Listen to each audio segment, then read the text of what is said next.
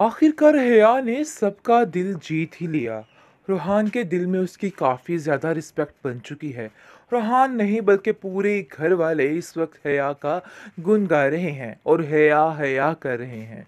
लेकिन जिस हया की हया के बारे में किसी को नहीं पता कि आखिर ये क्या हया गोल के आई है। बहरहाल जी फ़िलहाल हया मैडम काफ़ी ज़्यादा खुश हैं, क्योंकि जैसे जैसे मामलात वो चाहती थी सेम उसी उसी तरह के मामलात हल हो चुके हैं और इस चीज़ की खुशी में वो थोड़ी सेलिब्रेशन करना चाह रही है। लेकिन यहाँ पे ये बहुत बड़ी गलती कर रही है और वो समझ रही है कि सारे मामलात उसके हाथों में सौंप दिए जाएंगे, क्योंकि इसका यही मानना था कि अगर वो कुछ ऐसा बड़ा काम करेगी तो हर चीज़ उसके हाथ में आ जाए।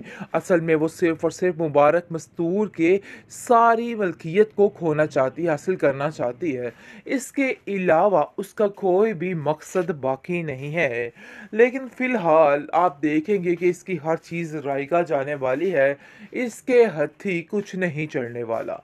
और अगर ये सोच रही है कि ये सारे मामलात उस तक बड़े अच्छे तरीके से पहुंच जाएंगे, तो ऐसा कुछ भी नहीं है, क्योंकि घर के मामलात को हैंडल करने के लिए बड़े अभी मौजूद हैं और मुबारक मज़दूर किसी के साथ नाइंसाफ़ी नहीं कर सकती। ये बात तो बिल्कुल अटल है।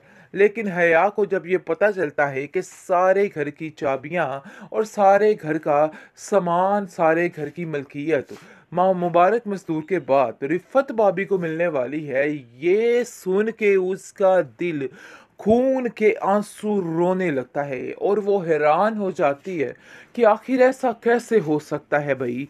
मुझे तो यकीन ही नहीं आ रहा। आखिर ये मामलात कैसे तय हो सकते हैं? लेकिन जी आप देखेंगे कि बहुत ज़्यादा हया हैरान होती है, लेकिन फिर भी चेहरे पे मुस्कुराहट रखती है और इस चीज़ को किसी पे ज़ाहिर नहीं होने देती कि उसका दिल बहुत बुरे तरीके से परेशान हो चुका है। क्योंकि वो जानती है कि अगर वो अपने टस्मे बहाना शुरू कर देगी ना, तो उसके लिए काफ़ी ज़्यादा मुश्किल हो जाएगी, जिसकी वजह से खामोशी से हर बात को हैंडल करने की कोशिश करती है। लेकिन जी आप देखेंगे कि बहुत खुश हो जाता है रूहान उससे, लेकिन रिफ़त भाभी हैरान है कि आखिर एक दफ़ा झूठे मुँह इस बात की मुबारकबाद नहीं दी उसने आके कि सारे मामलात अब रिफ़त के हाथ बहुत जल्द आने वाले हैं।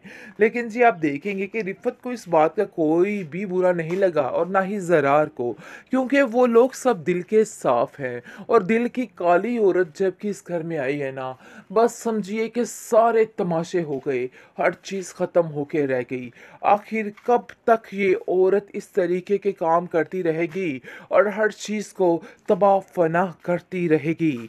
लेकिन हया अपने कामों से बाज नहीं आएगी, बल्कि अपने आप को सच्चा और अच्छा और खरा साबित करने के लिए हर चीज़ को पीछे छोड़ देगी, हर किस्म का हरबा इस्तेमाल करेगी ताकि वो अपनी सास की सीट पे बैठ सके। इस चीज़ के लिए उसने दिन रात कोशिश की है।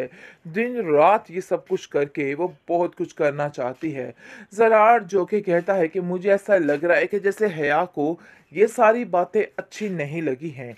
लेकिन उसकी माँ कहती है कि बेटा ऐसी कोई बात नहीं, वो बहुत समझदार लड़की है और बहुत हसास लड़की है, इसलिए उसको इन सब चीज़ों से कोई फ़र्क नहीं पड़ता है।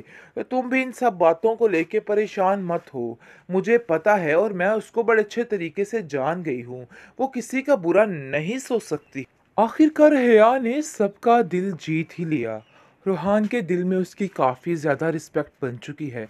रूहान नहीं बल्कि पूरे घर वाले इस वक्त हया का गुण गा रहे हैं और हया हया कर रहे हैं।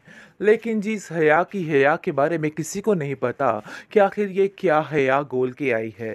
बहरहाल जी फ़िलहाल हया मैडम काफ़ी ज़्यादा खुश हैं, क्योंकि जैसे जैसे मामलात वो चाहती थी सेम उसी उसी तरह के मामलात हल हो चुके हैं और इस चीज़ की खुशी में वो थोड़ी सेलिब्रेशन करना चाह रही है। लेकिन यहाँ पे ये बहुत बड़ी गलती कर कर रही है और वो समझ रही है कि सारे मामलात उसके हाथों में सौंप दिए जाएँगे। क्योंकि इसका यही मानना था कि अगर वो कुछ ऐसा बड़ा काम करेगी, तो हर चीज़ उसके हाथ में आ जाए। असल में वो सिर्फ़ और सिर्फ़ मुबारक मस्तूर के सारी मलकियत को खोना चाहती है, हासिल करना चाहती है। इसके अलावा उसका कोई भी मकसद बाकी नहीं है। लेकिन फ़िलहाल आप देखेंगे कि इसकी हर चीज़ राइगा जाने वाली है, इसके हत्थी कुछ नहीं चढ़ने वाला। और अगर ये सोच रही है कि ये सारे मामलात उस तक बड़े अच्छे तरीके से पहुंच जाएंगे, तो ऐसा कुछ भी नहीं है।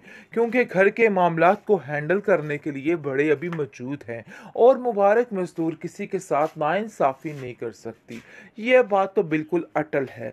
लेकिन हया को जब ये पता चलता है कि सारे घर की चाबियां और सारे घर का सामान, सारे घर की मलकियत माँ मुबारक मजदूर के बाद रिफ़त भाभी को मिलने वाली है, ये सुन के उसका दिल खून के आंसू रोने लगता है और वो हैरान हो जाती है कि आखिर ऐसा कैसे हो सकता है भई?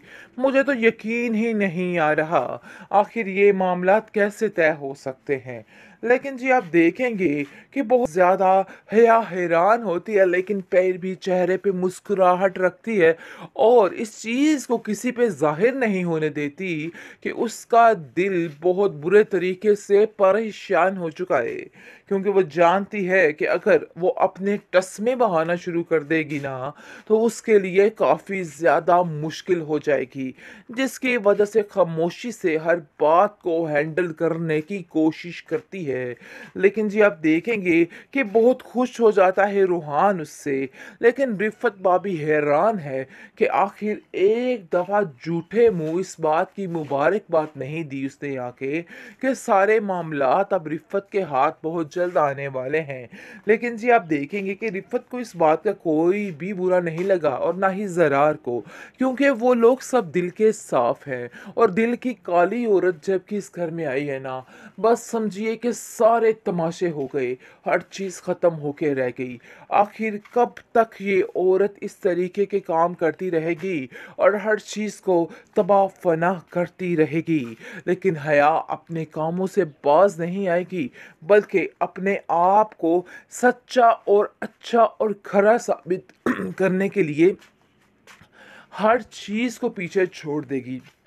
हर किस्म का हरबा इस्तेमाल करेगी ताकि वो अपनी सास की सीट पे बैठ सके।